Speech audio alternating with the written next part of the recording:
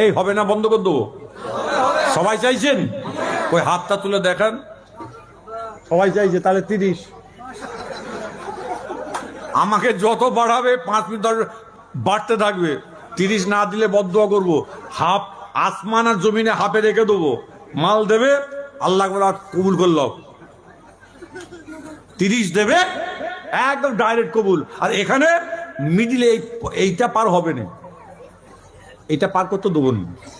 আপনি আমার কথা শুনে বলেন, হ্যাঁ হুজুর মানে কি মজা করছে। জেনা সাহেব, আমি দোয়া করি, খুদার কসম খেয়ে বলছি, যদি জুবান যদি আমায় আজ মিথ্যা বলি, আমার জুবান আল্লাহ পাক বন্ধ করে দিক। আমি আল্লাহ পাকের শুকর আদায় করে, আমি অহংকার নয়, তাকাব্বুর নয়, আজকে আমার আব্বাজান দুনিয়া থেকে যাওয়ার পরে তার মুরিদ মুতাকিদিনরা আমার রাসূল বলে দিয়েছেন, এই তোরা শায়েম সিদ্দিকের কাছে গিয়ে সবকগুলো মস্ক করে আসবি। আমি রাসূল বলছি, সে যেটা বলে দেবে আল্লাহ সেটা কবুল করবে। আরেকবার জোরে বলা যায় রাসূল।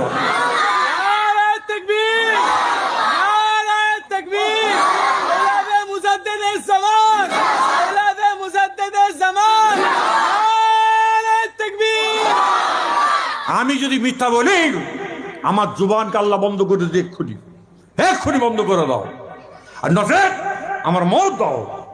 এ কথা বলার নয়, এগুলো আল্লাহ পাক দেওয়া, আল্লাহর এগুলো খাস রহমত।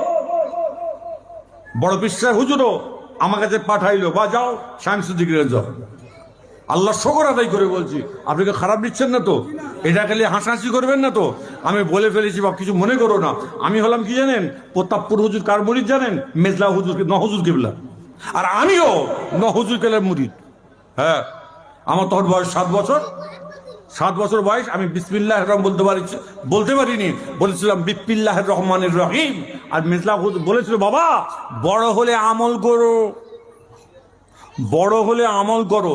আর মিসলা হুজুরকে কাছে গেছি, বলছে বাবা জিকির করো, দাদাজান দোয়া করবে। শোনো, এলমে জাহিরিতে আল্লামা হওয়া যায় না, এলমে বাতিনিতে আল্লামা হওয়া যায়। আরেকবার জোরে বলা যাবে না সুবহানাল্লাহ? আরেকটু আনন্দের সঙ্গে জোরে বলা যাবে না? এই সবাই আমরা দাদা পীরের মহব্বতের লোক না? আরে জোরে বলো। এই আমরা নিজেরা আমাদের নিজেদের লাথি খাবো, সহ্য হবে তো? কিন্তু না, নিজেদের লাথি নিজেরা খাবো, সহ্য হবে। কিন্তু অপরজন এসে লাথি মারলে সহ্য হবে? একদম নয়, গলা কেটে ফেলে দেবে একদম। আপনি আল্লাহর হয়ে যান, আল্লাহ বলছে বান্দা আমি তোমাদের হয়ে যাব। আরেকবার জোরে বলা যাবে না সুবহানাল্লাহ? আরেকটু আনন্দের সঙ্গে জোরে বলুন। আমার রাসূল পাকের দরবারে কথা বলতে গিয়ে আমার রাসূলকে আপনি আমি চিনতে পারলাম না, হাবিবুল হাবিবকে আপনি আমি চিনতে পারি নাই। আমার নবী, আপনার নবী, দয়ার নবী হুজুর আকরাম সাল্লাল্লাহু আলাইহি ওয়াসাল্লাম মাজান মা ফাতেমা জোহরাকে ডেকে এমন সময় একদিন দিনেই বললেন, ফাতেমা তুমি আমার কথা শুনে রেখে দাও। আমার আল্লাহ পাক কোরআনে ঘোষণা দিয়েছেন, বিসমিল্লাহির রহমানির রহিম, কুল্লু নাফসিন যায়কাতুল মউত। মওতের সাথে প্রত্যেকটা মানুষকে থাকতে হবে। এই ফাতেমা, আমি রাসূলুল্লাহ দুনিয়া থেকে চলে যাওয়ার পরে যদি তোমার কাছে চাওয়া পাওয়া হয়, খবরদার সিজদায় গিয়ে আল্লাহ পাকের দরবারে চাইবে। আমার আল্লাহ পাক তোমার মনের আশাকে পূরণ করে দেবে। আম্মাজান মা আয়েশা, আম্মাজান মা ফাতেমা জোহরা রাদিয়াল্লাহু তাআলা আনহার 2 সন্তান ইমাম হাসান, ইমাম হুসাইন আপনার ঈদের নামাজ আদায়, আপনার কি বলে রমজানের রোজা রেখেছে, ঈদের আপনার তারাবির নামাজ পড়েছেন, ফজরের নামাজ পড়েছে। আম্মাজান মা ফাতেমাকে বলছেন, আম্মাজান নতুন কাপড় দেন, আমরা 2 ভাই এখনই ঈদের নামাজ পড়তে যাব। আম্মাজান মা ফাতেমার ঘরে নতুন কোনো কাপড় কিছুই নাই। ওই সময় আম্মাজান মা ফাতেমা জোহরা রাদিয়াল্লাহু তাআলা আনহা তিনি এমন সময় বললেন, এই ইমাম হাসান হুসাইন তোমরা 2 ভাই গোসল করে আসো। যখন গোসল করতে যাই, আম্মাজান মা ফাতেমা সিজদায় পড়ে যায়।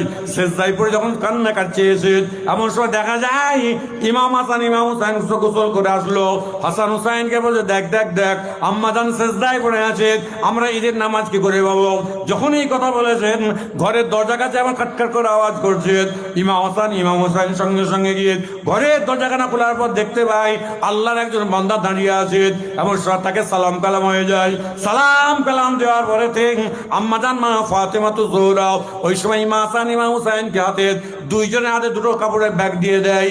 আম্মাজান মা ফাতেমা 2 লাখ টাকা বলছেন, আপনার নামটা কি বলুন, আপনার নামটা কি বলেন? বলে আমি হলাম দর্জিত, আমি হলাম দর্জিত। যখন এ কথা বললেন, বলার পরে ঘরের দরজাখানা দিয়ে আম্মাজান মা ফাতেমার কাছে এসে বললেন, আম্মাজান কুমবাইজিল্লাহ, ওঠেন ওঠেন, আল্লাহর হুকুমে ওঠেন, আমার নবী আপনার নবী দয়ার নবী হুজুর আকরাম সাল্লাল্লাহু আলাইহি সাল্লাম।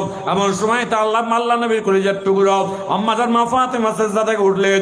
উঠার পরে বললেন, আম্মাজান আপনি যে দর্জির কাছে কাপড় তৈরি করতে দিয়েছেন, সেই দর্জি কাপড়টা দিয়ে গেল। সঙ্গে সঙ্গে আম্মাজান মা ফাতেমা বললেন, এই ইমাম হাসান হুসাইন, তুমি নামটা জিজ্ঞাসা করো না কেন? বলো। বলে আম্মাজান বলতে আমাকে বললো, আমি হলাম দর্জি, আমি দর্জি। যখনই দর্জির নামটা বলেছেন, আমি আর কোনো চিন্তা করি নাই, আপনি পাঞ্জাবি তৈরি করতে দিয়েছেন। ওই সব আম্মাজান মা ফাতেমা বলছেন, না না না, আমি তোমার আর তোমার নানা জান আমাকে বলেছিল, আমার রাসূল বলেছে, ফাতেমা আমি দুনিয়া থেকে চলে যাওয়ার পর তোমার যদি কি চাওয়া পাওয়ার হয়, তুমি সেজদায় গিয়ে আল্লাহ পাকের দরবারে কাঁদবে, চাইবে, তোমার মনে আশাকে আল্লাহ পাক কবুল করবে। এই ইমাম হাসান হুসাইন, তোমাদের দুজনে কাপড় ছিল না, আমি সেজদায় গিয়ে আল্লাহ পাকের দরবারে কেঁদেছি। আমার আল্লাহ পাক জিবরিল আলাইহিস সালামকে দিয়ে তিনি এমন সময় তোমাদের হাতে কাপড়টা পাঠিয়ে দিয়েছে। এই কাপড়টা দুনিয়ার কাপড় নয়, আল্লাহ পাক স্বয়ং তিনি জান্নাত থেকে পাঠিয়ে দিয়েছে। কি মহব্বত, হ্যাঁ, কি ভালোবাসা আজকে আছে কই?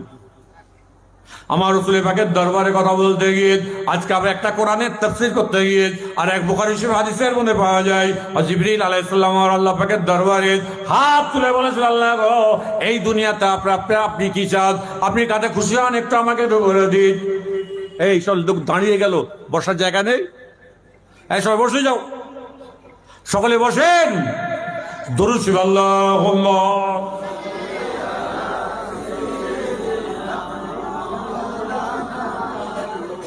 ওয়ালা আলাইহি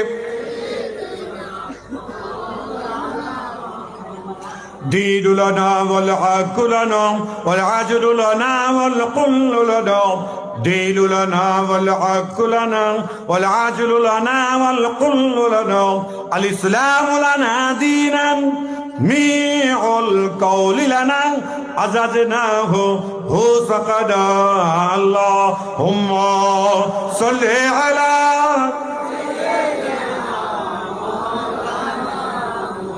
ওয়ালা আলি সাইয়্যিদিনা। তা যাই হোক, জিবরিল আলাইহিস সালাম আল্লাহকে বলছে, আল্লাহ আপনি কি ভালোবাসেন? যারা আমাকে সেজদা করে, যারা নামাজ পড়ে, আমি আল্লাহ তাদের ঘরে ভালোবাসি। আরেকবার যদি বলা যাবে না, জিবরিল কি করলেন? 2 রাকাত নামাজ, কয় রাকাত? 2 রাকাত নামাজ 30 বছর ধরে পড়েছে, 30 বছর। ডান দিক বাম দিয়ে সালাম ফিরে দোয়া আছে, বলছে আল্লাহ এর বেনিফিটে কি দিবেন, কি দেবেন, কি দেবেন?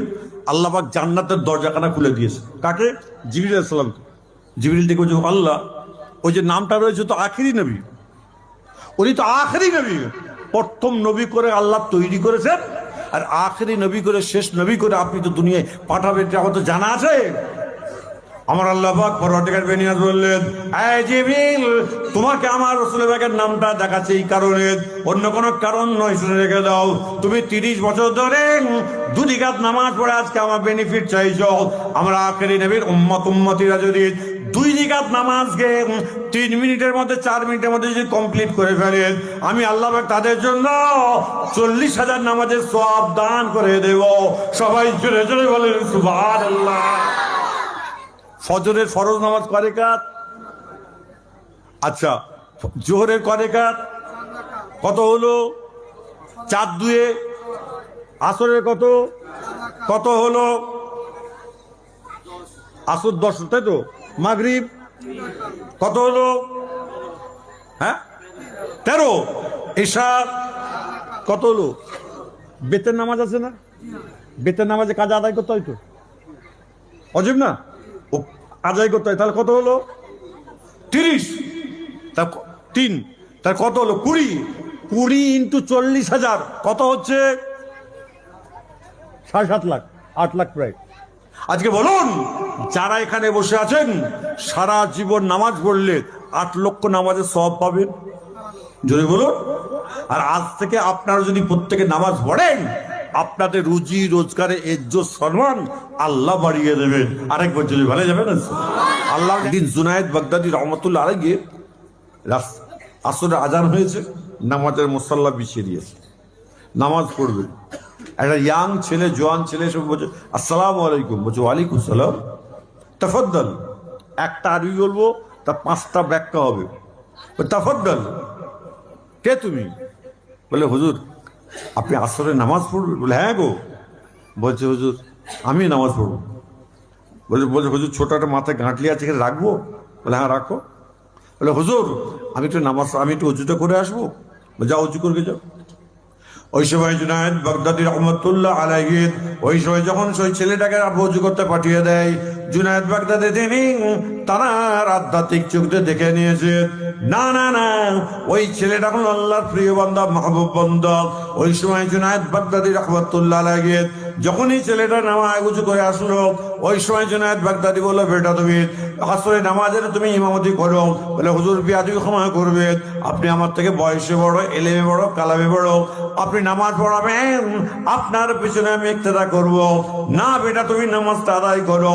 এমন সময় 1 বার 2 বার 3 বার বলা করে জুনায়েদ বাগদাদি হুজুর হুকুম করেছেন, ওই জওয়ান যুবক ছেলেটা নামাজে দাঁড়িয়ে যায়। আসলে নামাজ পড়তে 50 থেকে 52 মিনিট সময় চলে যায়। যখন 50 থেকে 52 মিনিট সময় চলে গিয়েছে, নামাজ কমপ্লিট করার পরে সময় জুনায়েদ বাগদাদি বলল, এই ছেলে তোমার নামাজ পড়তে এত লেট হলো, কারণটা কি বলে দাও। বলে হুজুর আপনি আমার বিয়াদবি মাফ ক্ষমা করবেন, অন্য কোনো কারণ নাই। আমি যখন নামাজে দাঁড়িয়ে যাই, আমি মনে মনে ভাবি আল্লাহ আমাকে দেখতে পাচ্ছে, আমি আমার আল্লাহকে দেখতে পাচ্ছি। আরেকটা আওয়াজ দিয়ে জোরে বলা যাবে? হুজুর আমি যখন নামাজে দাঁড়াই মনে মনে ভাবি আল্লাহ আমাকে দেখছে, আমি আল্লাহকে দেখছি। আরেকবার জোরে বলেন না হুজুর আপনি আমার বিয়াদবি মাফ করবেন, আপনি আমার বিয়াদবি ক্ষমা করবেন। আমি রুকুতে যাওয়ার পরে আমি সুবহানাল আযীম বলি নাই, আমি সুবহানাল বরাবর চুপ করে থাকি। আমার আল্লাহ পাকের তরফ থেকে আওয়াজ চলে আসে, লাব্বাইক আমি হাজির আছি। সঙ্গে সঙ্গে সামি আল্লাহু লিমান হামিদা বলে দিন, হুজুর বিয়াদবি ক্ষমা করবেন। আমি সিজদায় যাওয়ার পরে আমি সুবহানাল আলা বলি নাই, আমি সুবহানাল বরাবর চুপ করে থাকি। আমার আল্লাহ পাকের তরফ থেকে আওয়াজ চলে আসে, লাব্বাইক হাজির আছি। যখন এইবার হাজির যখন আছি বলে দিন, সঙ্গে সঙ্গে আমি আবার সিজদা থেকে মাথা তুলে নিন। হুজুর এইভাবে নামাজ পড়তে গিয়ে অনেকটা সময় চলে গেছে। ওই সময় জুনায়েদ বাগদাদি চিৎকার করে বলল, বেটা তোমার মধ্যে যদি কাল কিয়ামত পর্যন্ত আল্লাহর কোন বান্দা বান্দি আখিরি নবীর উম্মতিরা যদি এইভাবে নামাজ কালাম যদি পড়তে পারে, আল্লাহ পাক উভয়কে জান্নাতি বলে কবুল করে নেবে। আরেকটু আওয়াজ দিয়ে যদি বলা যায়, আল্লাহ কবুল করবেন। একদিন জিবরিল আলাইহিস সালাম আমার আল্লাহকে বলছে, এই কারো অসুবিধা হচ্ছে, কষ্ট হচ্ছে? একবার তকবীর দিলে বুঝতে পারো না, আরে তাকবীর তকবীর হচ্ছে এটা। হ্যাঁ সারা রাত ঘুমিয়ে তুমি সব নেওয়ার পরে, আর এখন এই সময় একটা নেংটি মেয়েকে দাঁড় করিয়ে দাও না, ঠিক আছে তো পিসাব পেলে মুততে যাবে, কি তোর কি হয়েছে করছি জানো, বলে পিসাব পেয়েছে, বলে মুতে আয়, বলে মুততে গেলে তো দেখতে পাবো না।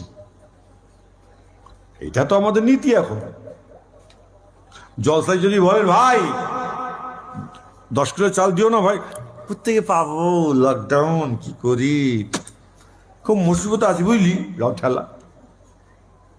আর যদি বলে আমি ফাংশন দেবো, বলে যা চাঁদা তুলবি, তারপর বাকিটা যা থাকবে আমি দেবো, আর সামনে আমাকে কিন্তু চেয়ার দিবি, বলে হ্যাঁ ঠিক আছে। আচ্ছা এই তো অবস্থা। 1 বছর বন্ধ করে দিয়ে ওই কারবার লাগান না, দেখেন না কেমন টাকা ওঠে। সব হুজুর টুজুর বাদ দেন, বাদ দিয়ে আর বলে এই এবার থেকে ফাংশন হবে, যাও চলো। অসুবিধা হবে? এই ফাংশন দিলে অসুবিধা হবে? আর জোরে বলো, খালি বলছে সব ব্যাটার মনে মনে আছে হলে ভালো হয়, হলে ভালো হয়, নচেত তীব্র প্রতিবাদ করতে না উচিত হয় কি করে?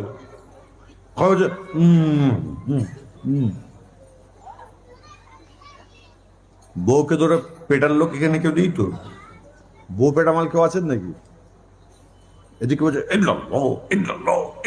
খুব জেকের করছে, ফুরফুরা হুজুর আমার কলজার টুকরো, প্রতাপপুর হুজুর আমার জান। হ্যাঁ প্রতাপ্পু হুজুর বলেছে তোমাদের বউ ভেতরে তোমার পেটো, বলেছে? আরে জোরে বলো, পেটা হয়। আমি একটা একটা করে তুলে আনবো, সব বেটা বউ পেটার লোকগুলো এখান থেকে তুলে আনতে পারবো ইনশাল্লাহ। এতটা আল্লাহ পাক ক্ষমতা দিয়েছে। হ্যাঁ, আর তার ইতিহাস যদি না বলতে পারো, তার কিসের পীরের বেটা হয়েছিল ও? ওরম পীরের বেটা হওয়ার থেকে ধুবলে গাছে গলায় দড়ি দিয়ে মরা অনেক ভালো। খবরদার, একটু ভাবুন, একটু ভাবুন। জুনায়েদ বাগদাদি রহমতুল্লাহ আলাইহি তিনি বলছে, বেটা রে, জুনায়েদ বাগদাদি রহমতুল্লাহ আলাইহি তিনি বলছে, বেটা তোমার এইবার কাল কিয়ামত পর্যন্ত যদি এইভাবে নামাজ যদি সকলে পড়ে, প্রত্যেকের নামাজকে আল্লাহ কবুল করবেন। আরেকবার জোরে বলেন না, আরেকটু আনন্দের সঙ্গে জোরে বলা যাবে।